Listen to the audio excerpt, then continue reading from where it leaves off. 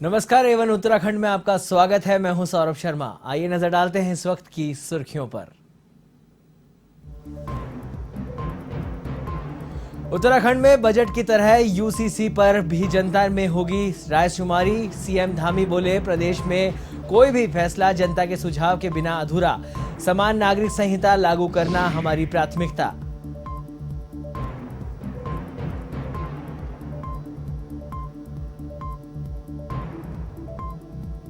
सभी जनपदों के लिए प्रधानमंत्री फसल बीमा योजना के रथ रवाना। कृषि मंत्री गणेश जोशी ने दिखाई हरी झंडी। 15 जुलाई तक फसलों का बीमा कराने की अपील।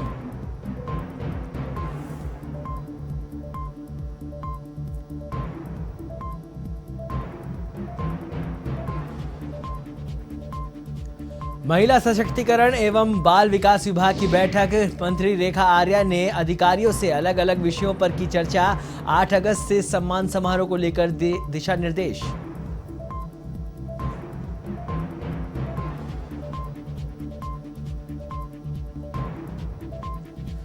उत्तराखंड में कांग्रेस दिग्गजों के बीच एक बार फिर वार पलटवार। हरीश रावत ने कहा, चुनाव में सामूहिक नेतृत्व पर जोर देने वाले सामूहिक जिम्मेदारी पर मौन।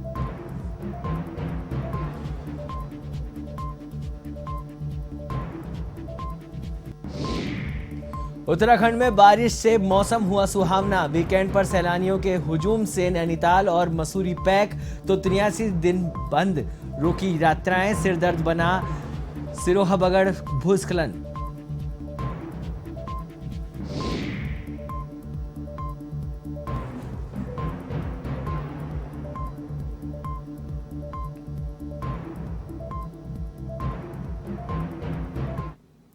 प्रदेश में समान नागरिक संहिता लागू करने के लिए गठित समिति जनता ने सुझाव लेगी। मुख्यमंत्री पुष्कर सिंह धामी ने 100 दिन का कार्यकाल पूरा होने के दौरान यह जानकारी दी। उन्होंने कहा कि उनका मकसद 2025 तक राज्य को देश के श्रेष्ठ राज्यों में शुमार करना है। इस दौरान मुख्यमंत्री पुष्कर सिंह धामी ने प्रदेशवासियों का आभार जताते हुए कहा कि वह सरलीकरण, समाधान और निस्तारण पर काम कर रहे हैं।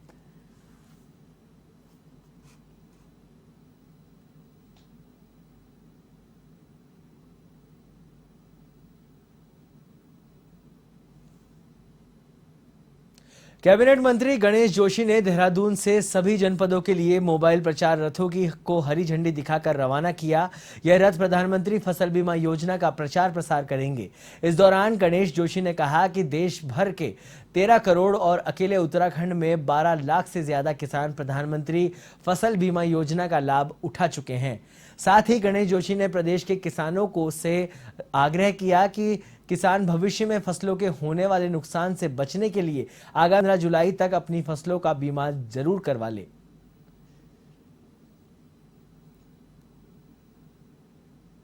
देखिए, सबसे पहले तो मैं देश के प्रधानमंत्री नरेंद्र मोदी जी का आभार व्यक्त करता हूं।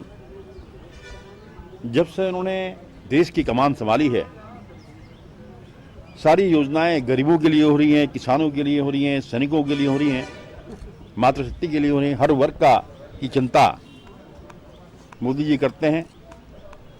जब किसान मजबूत होगा, किसान हमारा अन्नदाता है, तो देश मजबूत होगा। आज हमने SBI जनरल इंश्योरेंस के 6 रथों को मैंने आज यहाँ से रवाना किया। इससे पहले भी मैंने रथ रवाना किए थे, और इसके माध्यम से हमारे किसान अपना बीमा कराएंगे और जोखिम के समय में उसका मुआवजा मिलेगा। जुलाई तक अपनी फसल का बीमा जरूर कराएं, ताकि आपको आने वाले में कोई इस प्रकार की आपदा होती है, अतिवृष्टि होती है, सूखा होता है, तो आपको नुकसान न हो। उत्तराखंड की महिला सशक्तिकरण एवं बाल विकास मंत्री रेखा आर्या ने महिला सशक्तिकरण एवं बाल विकास विभाग के अधिकारियों के साथ बैठक की। बैठक में मंत्री ने महिला सशक्तिकरण विभाग से संबंधित अलग अलग विषयों पर अधिकारियों से चर्चा की। आंगनबाड़ी कार्यकर्ताओं के संबंध में मंत्री रेखा आर्या ने कहा कि नंदा गौरा योजना और मुख्यमंत्री महालक्ष्मी योजना का लाभ अब आंगनबाड़ी बहनों को भी मिलेगा। वहीं बैठक में हर साल 8 अगस्त को दिए जाने वाले वीरांगना तेलू रोतेली और आंगनबाड़ी सम्मान पुरस्कार के बारे में भी चर्चा हुई।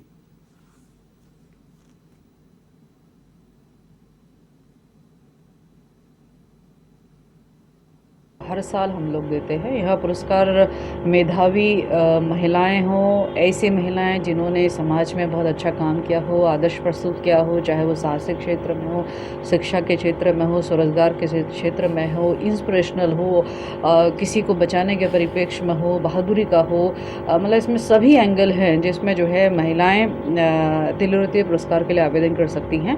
मैंने विभाग को ये निर्देश किया है कि विदिन अ वीक जो है इसके आवेदन की प्रक्रिया को पूरी कर ली जाए और उसकी विज्ञप्ति जारी कर दी जाए, ताकि समय रहते इसकी स्क्रूटनी हो जाए और तिलुरती पुरस्कार जो है महिलाओं को जो पूरे प्रदेश भर में है और पूरे जनपदों के जो है उनको सम्मानित किया जाए।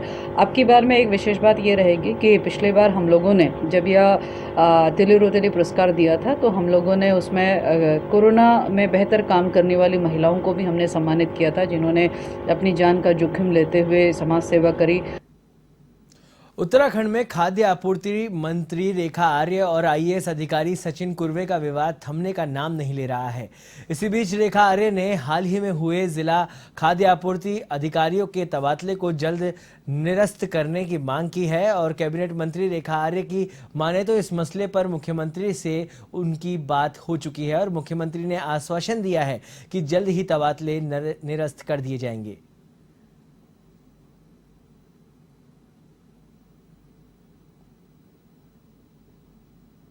देखिए, मैं समझती हूँ कि जो भी चीज़ हमने कही वो निश्चित रूप से जनहित में, जनप्रतिनिधियों के हित में, उस परिप्रेक्ष्य में थी और मैं समझती हूँ आगे भी जो निर्णय होंगे सरकार की ओर से होंगे, वह भी जनता की आवाज़ को सुनते हुए होंगे। अधिकारियों को प्रेस से बचना चाहिए और राजनेता जो हैं, जो मंत्री हैं विभागीय, ये घुड़सवार हैं। घुड़सवार को और घोड़ा और घुड़सवार दोनों में एक ऐसा संबंध है जिसके बिना आप कोई यात्रा पूरी नहीं कर सकते। आपसी सामंजस्य से और घुड़सवार को ये जानना चाहिए कि किस घोड़े को किस दिशा में ले जाना है। हल्द्वानी में शहर के एक निजी बैंक्वेट हॉल में भाजपा की मंडल कार्य समिति की बैठक संपन्न हुई, जिसमें भविष्य में होने वाले चुनावों और अन्य कार्यक्रमों को लेकर रूपरेखा तय की गई और भाजपा के 8 साल के कार्यकाल को लेकर भी बातचीत की गई। वहीं मेयर जोगेंद्र पाल सिंह रोतेला ने कार्यक्रम में मौजूद सभी पदाधिकारी और कार्यकर्ताओं को संबोधित किया। उन्होंने कहा कि सभी को एकजुट होकर काम करने की आवश्यकता है। उन्होंने कहा कि आने वाले चुनाव में सभी पार्टी कार्यकर्ताओं को अपने बूथ पर मजबूत बनाना होगा ताकि पार्टी किसी भी स्तर से कमजोर ना हो।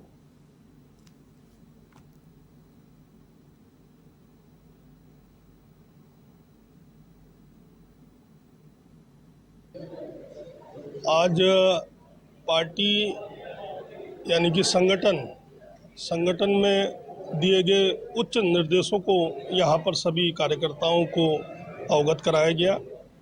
पार्टी को संगठनात्मक रूप से किस तरह मजबूत करना है और पार्टी के योजनाओं को किस तरह धरातल पर ले जाना है, पार्टी का एक मत होकर आगे कैसे बढ़ना है और हमारे जितने भी भारतीय जनता पार्टी के शीर्ष पूर्व का नेतृत्व रहा है या वर्तमान में है, उनके बलिदान, उनके समर्पण के भाव से पार्टी किस तरह आगे बढ़ी, इस पर प्रकाश डाला गया और सभी से आह्वान किया कि बूथ को सशक्त करें। देखिए, मंडल कार्य समिति की बैठक है, पहले राष्ट्रीय कार्य समिति होती है, फिर प्रदेश की, फिर जिले की और उसके उपरांत मंडलों की कार्य समितियाँ की जाती हैं। वो आज हल्द्वानी नगर में संपन्न हुई है। कार्य समिति में एक राजनीतिक प्रस्ताव लाया जाता है जिसमें सरकार के कामों का और सरकार के द्वारा जो आने वाले काम है उसका उल्लेख किया गया। उत्तराखंड में कांग्रेस दिग्गजों के बीच एक बार फिर वार पलटवार का सिलसिला जोर पकड़ रहा है। पूर्व मुख्यमंत्री हरीश रावत और पूर्व नेता प्रतिपक्ष प्रीतम सिंह आमने सामने आ गए हैं। विधानसभा चुनाव में हार के लिए बार बार ठीकरा फोड़े जाने से नाराज हरीश रावत ने प्रीतम सिंह को निशाने पर लेते हुए कहा कि चुनाव में सामूहिक नेतृत्व पर जोर देने वाले चुनाव परिणाम बाद सामूहिक जिम्मेदारी पर मौन है। वह जिन संसदीय क्षेत्रों में चुनाव लड़े वहां पार्टी का प्रदर्शन सुधरा है। अन्य लोग भी बताएं कि उन्होंने कितने उम्मीदवारों को जिताया है। उन्होंने कहा कि सिर्फ आरोप लगाने से कुछ नहीं होता है।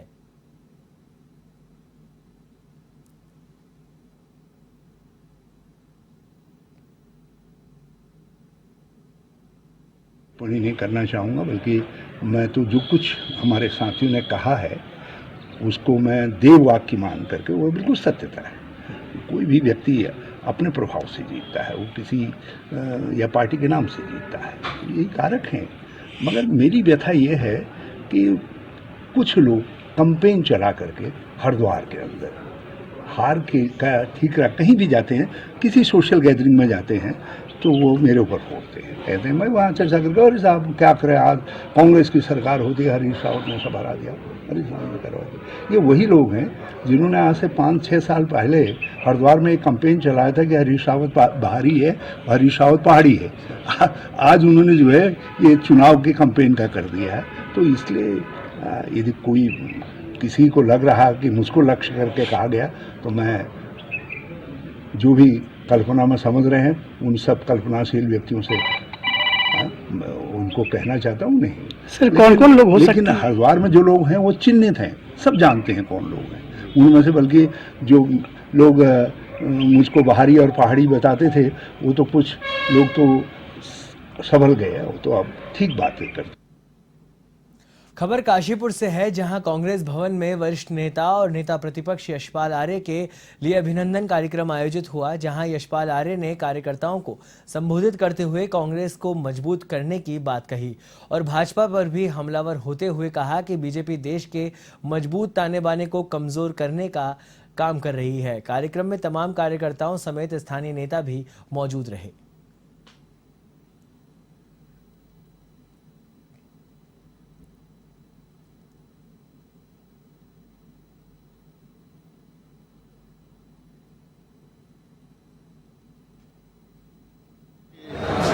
कर्मभूमि है, जन्मभूमि है, यहीं से आज़ादी की लड़ाई लड़ी गई और आज फिर एक बार जो सामाजिक ताना बाना है, जो देश को जो खंडित करने की कोशिश की जा रही है, बांटने की कोशिश की जा रही है और सामाजिक ताने बाने को कमज़ोर करने की कोशिश की जा रही है, उसके लिए कांग्रेस एकजुट होकर उस जो सर्वधर्म समभाव का जो हमारी संस्कृति है उसको मजबूत करना चाहती है। और आज मैं काशीपुर में अपनों के बीच में आया हूँ और निश्चित रूप से काशीपुर में जब आया हूँ मुझे बहुत प्यार मिला है, स्नेह मिला है, आशीर्वाद मिला है।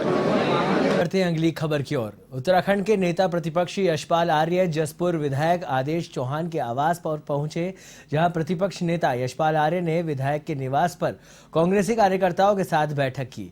इस दौरान मीडिया कर्मियों से रूबरू होते हुए उन्होंने कहा कि कांग्रेस ने हमेशा राजनीति से ऊपर उठकर काम किया है। वहीं उन्होंने भाजपा पर निशाना साधते हुए कहा कि भाजपा हमेशा सबका साथ सबका विकास का नारा लगाती है, लेकिन भाजपा की कथनी और करनी दोनों में अंतर है।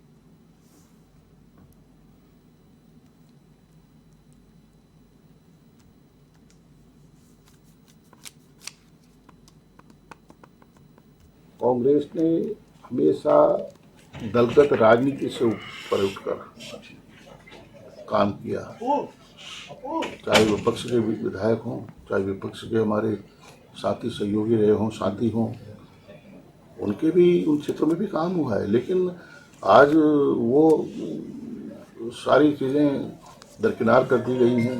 विकास तो अगर विकास तो सर्वांगीण विकास, समग्र विकास, सबका साथ सबका विकास की परिभाषा को परिभाषित क्यों नहीं किया जा रहा है?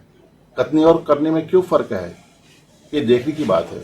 हम देख रहे हैं अभी 100 दिन हुए हैं, 100 दिन में बजट ही नहीं खर्च कर पाए हैं। जो सप्लीमेंट्री बजट है वो खर्च नहीं हो पाया, वो पैसा लैप्स हो रहा है।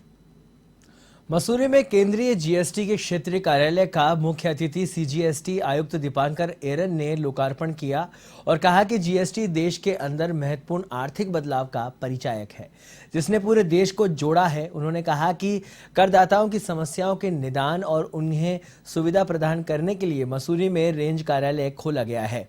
अब करदाताओं को देहरादून नहीं जाना पड़ेगा, जिसके साथ ही उन्होंने करदाताओं की समस्याओं के समाधान के लिए अधिकारियों को निर्देशित किया और हर सुविधा मुहैया कराने की बात कही।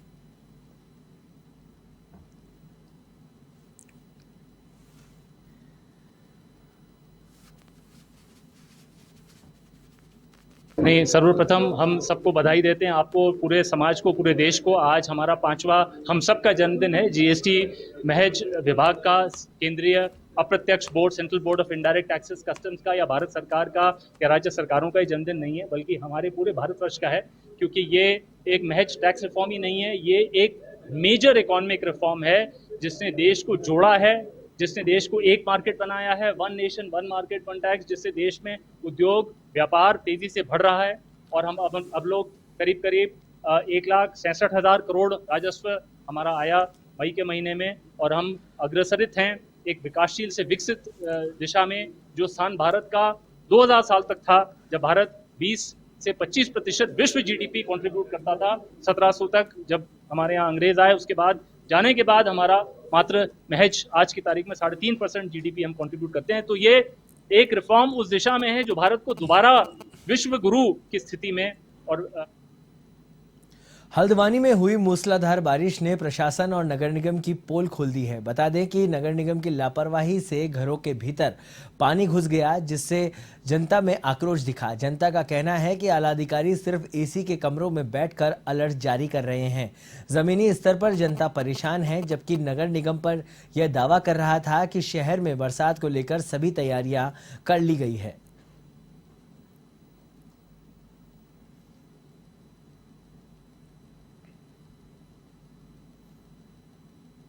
आज बारिश की स्थिति ये थी कि आधे घंटे की बारिश के अंदर आप ये देखिए लोगों के घरों के और दुकान के अंदर पानी घुस गया। बद्रीपुरा में शहर के कमिश्नर यहीं रहते हैं, सिटी कमिश्नर यहीं रहते हैं, एमएनए यहीं पे रहते हैं और हमारे एसडीएम साहब यहीं रहते हैं, सिटी मजिस्ट्रेट महोदय भी यहीं रहती है। स्थिति ये है वार्ड नंबर 11 बद्रीपुरा की कि लोगों की दुकानों के घरों के अंदर पानी घुस गया है नहर चौक होने के कारण, और नहर की प्रॉपर तरीके से कोई सफाई नहीं हो रही। जो नहर की सफाई के लिए पैसा आया जा रहा है, ये लोग इसकी बंदर बाट करके खा जा रहे हैं। सर यहाँ तो बहुत ही दिक्कत है। देखिए घर के अंदर पानी घुस रहा है, पूरा नुकसान हो रहा है, हर एक जो है पानी सारा सामान भीग रहा है, सब कुछ खराब हो जा रहा है। नहर करवाई सही, नहर जो है खराब हो रही है, बताइए कैसे करा जाए। ये पानी देखिए सर, ये पूरा भरा हुआ है, पूरे घर के अंदर जो है पानी भरा हुआ है। देहरादून के कई इलाकों में तेज बारिश के कारण जलभराव की समस्या सामने आ रही है, जिस कारण लोगों को दिक्कतों का सामना करना पड़ रहा है। कई जगह पर बारिश के चलते बिजली भी घंटों तक ठप रह रही है। वहीं बारिश को देखते हुए नगर निगम नदी और नालों की सफाई करवा चुकी है और जिला प्रशासन भी सतर्क हो चुका है। वहीं जिलाधिकारी ने जलभराव की समस्या को लेकर कहा कि बरसात के दिनों में अगर कहीं पर भी आपदा जैसी स्थिति आती है तो आपदा कंट्रोल रूम बनाया गया है, जिसमें 24 घंटे कर्मचारियों की ड्यूटी तैनाती की गई है। साथ ही तहसील स्तर पर भी आपदा कंट्रोल रूम को संचालित किया जा रहा है।